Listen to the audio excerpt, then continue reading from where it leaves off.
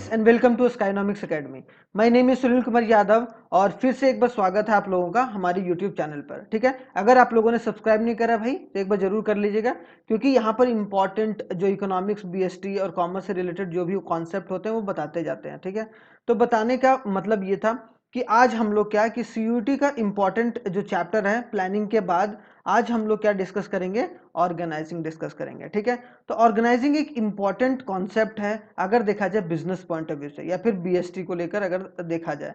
ठीक है, तो यहाँ पर जो है वो हम लोग फंक्शन ऑफ मैनेजमेंट को पढ़ रहे थे। तो there are 5 function of management होता था, जैसा कि आप जानते हैं 12 से पढ़ रहे होंगे।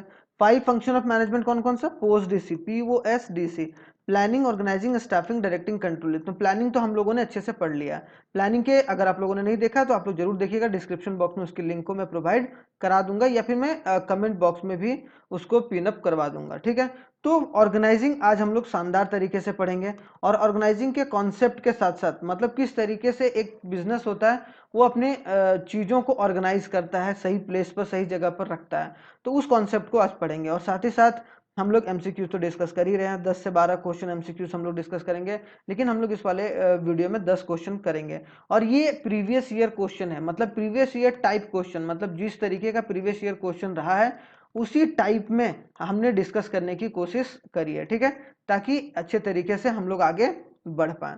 तो ये शानदार तरीके से देखिएगा और हम लोग अच्छे तरीके से इसको लेकर आगे चलेंगे। ठीक है, चलिए बिना कोई देरी के स्टार्ट करते हैं पहले क्वेश्चन से।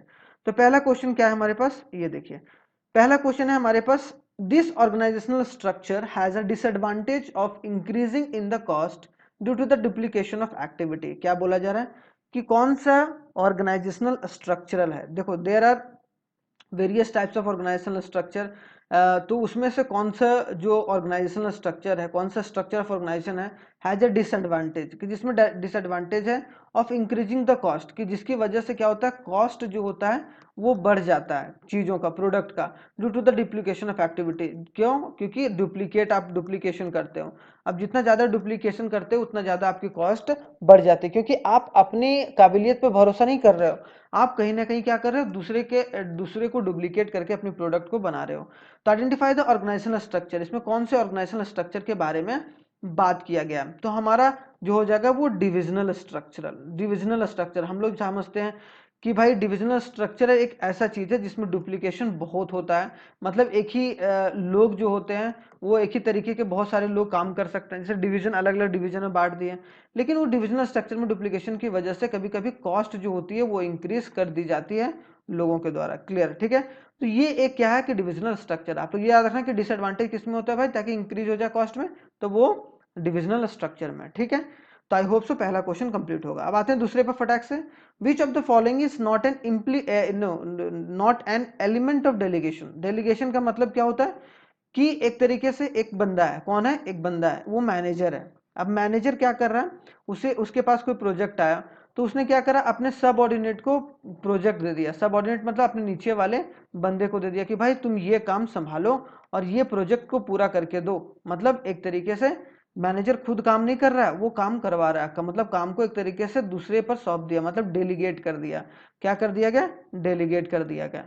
तो बोला जा रहा है कि इसमें से कौन सा जो एलिमेंट है जो नहीं है एलिमेंट डेलीगेशन का, तो डिपार्टमेंटलाइजेशन, ये कोई एलिमेंट नहीं है किसका, डेलीगेशन का। डेलीगेशन तीन तरीके का एलिमेंट होता है। What are the elements? तो एलिमेंट्स ऑफ डेलीगेशन क्या होता है भाई, एलिमेंट्स ऑफ डेलीगेशन ये याद रखना है, एलिमेंट ऑफ डेलीगेशन जो होता है वो 3 तरीके का, पहला अथॉरिटी, दूसरा रिस्पॉन्सिबिलिटी और तीसरा अकाउंटेबिलिटी। तो ये 3 चीज होता है कि अथॉरिटी उसने दिया, रिस्पॉन्सिबिलिटी एक तरीके से सबऑर्डिनेट के ऊपर दे दिया गया, अकाउंटेबिलिटी भी कौन होगा, एक तरीके से दोनों साथ में मिलकर कैसे करके इस काम को पूरा करेंगे। तो मतलब ये डेलीगेशन का एक तरीके से एलिमेंट है। तो ये याद रखिएगा, what are the elements of delegation, authority, responsibility and accountability. Clear? अब यहाँ पर थर्ड क्वेश्चन आ गया। देखिए बहुत शानदार तरीके से हम लोग ये एक तरीके से डिस्कशन कर रहे हैं। अगर आपको पीडीएफ वगैरह चाहिए और एक्स्ट्रा क्वेश्चन चाहिए कि सर एक्स्ट्रा क्वेश्चन आप भेज दो, तो आप क्या कर सकते हो, हमारे व्हाट्सएप नंबर पर आप रीच आउट कर सकते हो, यहाँ पर आपको एक्स्ट्रा क्वेश्चन भी प्रोवाइड कर दिया जाएगा। ठीक है, तो इसमें कोई भी घबराने वाली बात बिल्कुल भी नहीं है। क्लियर? अगर आपको सर कि सर नोट्स प्रोवाइड कर दो सर, सिंप्लीफाइड नोट्स, तो वो भी मैं करवा दूंगा अगर आप लोग इस नंबर पर रीच आउट करते हैं हमें तब। ठीक है, आपको कुछ नहीं करना, सिर्फ हाई भेजना है और आपको जो रिक्वायरमेंट है वो बोल देना है। ठीक है, तो Swara felt, third question, Swara felt demoralized and her performance started declining. जो स्वरा है वो एक लड़की है, वो क्या अपने आप को डिमोरलाइज फील करने लगी, मतलब उसको उतना काम में सक्सेस नहीं मिल रहा था, इसी वजह से वो डिमोरलाइज, तो उसकी वजह से क्या हो गया, उसका जो परफॉर्मेंस है, अब सिंपल सी बात है, कोई डिमोरलाइज हो जाएगा, मतलब जिसको मोटिवेशन नहीं है तो उसकी परफॉर्मेंस क्या होंगे, डिक्लाइन होते रहेंगे या हो जाएगी। तो बोला जा रहा है which of the following element can help a Swara, इसमें से कौन सा एलिमेंट है जो स्वरा को हेल्प कर सकता है ताकि वो कॉन्फिडेंट फिर से हो सके, मतलब उसके अंदर क्या आ सके, कॉन्फिडेंस आ सके। तो कौन सा एलिमेंट है इस जो स्वरा को हेल्प कर सकता है? तो यहाँ पर ऑप्शन क्या है, ए है प्लानिंग है, बी है मोटिवेशन है, सी है डेलीगेशन और डी है लीडरशिप। तो इस चारों में से कौन सा एलिमेंट है जिसकी वजह से स्वरा का जो है वो कॉन्फिडेंस फिर से आ सकता है, क्या आ सकता है, कॉन्फिडेंस आ सकता है। तो यहाँ पर ऑप्शन है ए और बी ओनली, ए और बी, तो ए और बी तो नहीं होगा, मतलब प्लानिंग और मोटिवेशन, प्लानिंग से कुछ नहीं होने वाला है, ठीक है। तो हमारा यहाँ पर जो 3 का होगा वो आंसर होगा एक तरीके से बी और सी, मतलब क्या, डेलीगेशन होगा कि आप काम को डेलीगेट करो, अथॉरिटी दो, रिस्पॉन्सिबिलिटी दो, थोड़ा सा वो काम करे, थोड़ा सा फ्रीडम दो, और साथ ही साथ आप क्या करो, उसको मोटिवेट करते रहो। तो ये 2 है जिसकी वजह से स्वरा को कॉन्फिडेंस मिल सकता है। तो ऑप्शन नंबर सी होगा वो करेक्ट आंसर होगा थर्ड का। अब आते हैं फोर्थ। फोर्थ क्या है, इन अ मैन्युफैक्चरिंग, क्या बोला गया, in a manufacturing concern a division of works into a key function will include a production, कि क्या होता है मैन्युफैक्चरिंग में, production, purchase, marketing, accounts and personals, ये सब सारे किसके अंदर एक की फंक्शन है, एक तरीके से डिवीजन ऑफ वर्क अगर देखा जाए तो। दिस डिपार्टमेंट्स में further divided into a section, जो और सारे सेक्शन में हम लोग इसको बांट सकते हैं। तो बोलते हैं ना कि ये प्रोडक्शन डिपार्टमेंट है, ये परचेजिंग डिपार्टमेंट है, ये मार्केटिंग डिपार्टमेंट है, ये अकाउंटिंग डिपार्टमेंट है, ये पर्सनल डिपार्टमेंट है, कि लोग अगर घट गए तो वो कैसे लाएंगे। तो what which type of structure is highlighted, इसमें से कौन सा जो स्ट्रक्चर है उसको हाईलाइट किया गया है। तो हमारा ये है क्या, फंक्शनल स्ट्रक्चर, की कौन सा बंदा किस तरीके का काम करेगा, तो उसके हिसाब से अगर हम लोग स्ट्रक्चर को बांटें तो क्या होगा, फंक्शनल स्ट्रक्चर, याद रखना है, ठीक है। जो डिवीजन ऑफ वर्क हम लोग क्या कर देंगे, तुरंत क्या कर देंगे, डिविजनल स्ट्रक्चर कर देंगे, डिविजनल स्ट्रक्चर नहीं होगा यहाँ पर, फंक्शनल स्ट्रक्चर होगा, क्योंकि यहाँ पर क्या किया जा रहा है, इनटू अ की फंक्शन, ये वर्ड देखो कि जिसको की फंक्शन में बांटा जाए, तो फंक्शन के हिसाब से अगर बांटा जाए तो फंक्शनल स्ट्रक्चर होगा। तो ऑप्शन नंबर 4 का आंसर होगा बी, जो कि हमारा राइट आंसर है। अब आंसर क्वेश्चन नंबर 5 आते हैं। Which of the following are the importance of organising, इसमें से कौन सा है वो इंपॉर्टेंस ऑफ ऑर्गेनाइजिंग है। अब इंपॉर्टेंस ऑफ ऑर्गेनाइजिंग बहुत बढ़ जाता है, क्योंकि अगर आप अच्छे तरीके से चीज़ों को ऑर्गेनाइज नहीं करके चलोगे, कौन सा बंदा कहाँ कौन से डिपार्टमेंट में काम करेगा, अगर आप स्ट्रक्चर सही तरीके से नहीं करोगे बिजनेस का, तो वो बिजनेस आगे नहीं बढ़ेगा। तो यहाँ पर कौन कौन से इंपॉर्टेंस है, तो पहला जो है क्या, वर्क रिलेशनशिप क्लैरिटी, ये बिल्कुल ये होना चाहिए। अगर ऑर्गेनाइजिंग कर रहे हो तो आपको पता होना चाहिए कि ये बंदा कौन काम करेगा, ये बंदा कौन काम करेगा, ठीक है, मतलब क्या काम करेगा, ठीक है, किस तरीके का काम करेगा। तो वो रिलेशनशिप जो क्लैरिटी है, वर्किंग रिलेशनशिप, वो क्लैरिटी होनी बहुत जरूरी है। तो 1 जो है वो हमारा करेक्ट आंसर होगा यहाँ पर 1, ठीक है। दूसरा देख लेते हैं, रिड्यूस वर्कलोड, नहीं ये इंपॉर्टेंस नहीं है। क्यों, आप वर्क को रिड्यूस कर दोगे तो वो ऑर्गेनाइजिंग का काम थोड़ा ना, आप देखो वर्कलोड ऐसा नहीं कि एक्सेसिव दे दो, ठीक है, एक्सेसिव अगर है तब रिड्यूस का कोई काम है। ऑप्टिमल रिसोर्स यूटिलाइजेशन, बिल्कुल रिसोर्सेज को सही तरीके से इस्तेमाल करना है, मतलब जो भी रॉ मटेरियल है, जो ह्यूमन रिसोर्स है, उसको सही तरीके से इस्तेमाल करना है, तो आपको ऑर्गेनाइज करके चलना पड़ेगा, तो मतलब उसकी इंपॉर्टेंस बढ़ जाती है। एडाप्शन ऑफ चेंज, तो मतलब 1, 3 और 4 हमारा राइट आंसर होगा। चेंज को अडेप्ट करना आना चाहिए, तो ऑप्शन नंबर बी जो होगा वो हमारा सही आंसर होगा। 1, 3 और 4, देखो 1, 3 और 4 यहाँ भी दिया हुआ, ठीक है, तो ये ऑप्शन हमारा राइट होगा, ऑप्शन नंबर बी, ठीक है, याद रखना है, ठीक है। इसमें आप 1 और 4 कर लो, कोई दिक्कत नहीं है, ठीक है। अब आते हैं यहाँ पर 6 में, it defines as a framework within the which managerial and operational task are perform, मतलब बोला जा रहा है कि ये डिफाइन किया जाता है, आइडेंटिफाई करो कि ये कौन डिफाइन करता है, कि जो कि framework as a framework within the managerial operation task, कि कोई भी वर्क जो होता है जिसको मैनेज करने के बारे में सोचा जाता है, वो किसके अंदर काम किया जाता है, मतलब क्या बोला गया कि which managerial and operational task are perform, कि कौन से फ्रेमवर्क में कौन सा ऐसा फ्रेमवर्क है जिसके अंदर मैनेजरियल और ऑपरेशनल टास्क को परफॉर्म किया जाता है। तो यहाँ पर एक तरीके से जो हमारा 6 का आंसर होगा वो ऑर्गेनाइजेशनल स्ट्रक्चर, ऑर्गेनाइजेशनल स्ट्रक्चर के अंदर में क्या होता है, मैनेजरियल टास्क को परफॉर्म किया जाता है, और साथ ही साथ ऑपरेशनल, किस तरीके से ऑपरेट करना है, ऑपरेशनल टास्क को परफॉर्म किया जाता है किसके अंदर, ऑर्गेनाइजेशनल स्ट्रक्चर के अंदर। ठीक है, तो आई होप सो सिक्स का भी आंसर आपका बी होगा, वो करेक्ट आंसर होगा। अब आते हैं सेवेंथ। ठीक है, सेवेंथ देखो बहुत इंपॉर्टेंट है, मैच द फॉलोइंग है, मैच द फॉलोइंग अच्छे से देख के चलिएगा। लिस्ट वन लिस्ट टू दिया हुआ है, हम लोगों को मैच करना है। तो हमारा एक तरीके से यहाँ पर सेवेंथ का जो आंसर होगा वो पहले देख लेते हैं। ए क्या है, the framework within which managerial and operation task are perform, कि कौन से फ्रेमवर्क के अंदर मैनेजेरियल और ऑपरेशनल टास्क, अभी बताएं, मैनेजेरियल और ऑपरेशनल टास्क अभी बताएं हम क्या है, अभी आप लोग सोचिए जल्दी क्या होगा। यहाँ पर ए का हमारा जो ए का आंसर होगा वो क्या होगा, ऑर्गेनाइजेशनल स्ट्रक्चर। ठीक है, ऑर्गेनाइजेशनल स्ट्रक्चर क्या करेगा, मैनेजेरियल और ऑपरेशनल टास्क को परफॉर्म करेगा। Granting authority to the subordinate, कौन देगा भाई, जो अथॉरिटी देता है सबऑर्डिनेट को, वो हमारा बी का हो जाएगा 4। कौन देता है, डेलीगेशन, डेलीगेशन करता है ना, अथॉरिटी, रिस्पॉन्सिबिलिटी एंड अकाउंटेबिलिटी, तो वर्ड कहीं आ गया तो वो डेलीगेशन के अंदर आ जाएगा। ठीक है, तो बी का 4, बी का 4 यहाँ पर है भाई, और बी का 4 कहीं नहीं है, मतलब ए का 2 यहाँ पर है, तो बी का 4 हमारा ऑप्शन नंबर 1 करेक्ट होगा। सी का 1 होता है भाई, देखते हैं कि नहीं देखते हैं।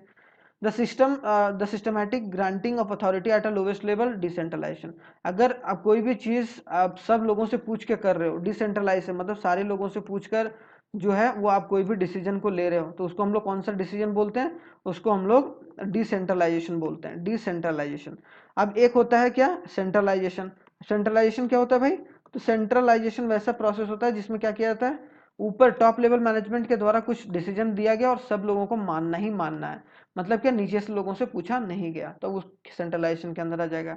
Structure that is formed based on the product of specialisation, तो डिविजनल, प्रोडक्ट के हिसाब से अगर तो डिविजनल, तो ये ऑप्शन हमारा करेक्ट आंसर है सेवेंथ का। ठीक है, अब आते हैं एट्थ में। एट्थ में क्या है भाई, agile private limited manufacturing athletic footwear, जो एथलीट जो दौड़ने वोड़ने वाले लोग होते हैं उनके लिए वो फुटवेयर बनाता है। Owing to its popularity among the sports team across the country, it recently decided to enter into a manufacturing of sport clothing and accessory। तो वो पहले फूड इंडस्ट्री मतलब एक तरीके से फुटवेयर इंडस्ट्री में था, फुटवेयर इंडस्ट्री में, अब वो उसकी पॉपुलैरिटी बढ़ गई तो वो स्पोर्ट्स के क्लोथ भी बनाने लगा और एसेसरीज अलग अलग एसेसरीज भी बनाने का सोचने लगा। तो बोला जा रहा है कि the type of organisational structure which is suitable for the company is, इसमें कौन सा ऑर्गेनाइजेशनल स्ट्रक्चर जो है वो सुटेबल है इस कंपनी के लिए। ठीक है, तो बोला जा रहा है कौन कौन सा टाइप है भाई, तो हमारा हो जाएगा डिविजनल, क्योंकि आप क्या कर रहे हो, प्रोडक्ट को बढ़ाने की बात कर रहे हो, जो भी अब जब भी प्रोडक्ट के बारे में बात आएगा तो वो किस में आएगा, डिविजनल स्ट्रक्चर में आएगा। क्लियर, ये बात समझ में आ गया होगा। अब बोला है authority is dash, responsibility is dash and accountability is dash. अब क्या क्या किसको डेलीगेट किया जा सकता है, किसको नहीं डेलीगेट किया जा सकता है, उसके बारे में यहाँ पर बताना है। तो ऑप्शन 3 है हमारे पास, तो हमारा क्या होगा, अथॉरिटी इज डेलीगेटेड, अथॉरिटी को क्या किया जा सकता है, डेलीगेट किया जा सकता है। रिस्पॉन्सिबिलिटी इज एज्यूम्ड, रिस्पॉन्सिबिलिटी हम लोग एज्यूम कर सकते हैं कि वो अच्छा काम करेगा, responsibility is assumed. And accountability is impose, और ये इम्पोज किया जा सकता है कि भाई तुमने काम करा तो तुमने काम सही करा या तुमने काम गलत करा, मतलब तुम अकाउंटेबल हो, मतलब तुम इसके करता धरता हो भाई कि तुमने सही करा या गलत करा। तो हमारा 9 का जो होगा ऑप्शन नंबर ए होगा, वो सही आंसर होगा। अब आते हैं जल्दी से लास्ट क्वेश्चन। लास्ट क्वेश्चन क्या है, which of the following statement is true, इसमें से कौन सा जो स्टेटमेंट है वो ट्रू है। तो एक तरीके से हम लोग देख लेते हैं, accountability can be entirely delegated, accountability entirely delegate किया जा सकता है। तो हमारा ये ऑप्शन नहीं, कि आप अकाउंटेबिलिटी को पूरा इंटायरली डेलीगेट नहीं कर सकते। अकाउंटेबिलिटी फ्लो डाउनवर्ड, बिल्कुल नहीं, वो डाउनवर्ड फ्लो नहीं हो सकता है अपवर्ड फ्लो हो जाए।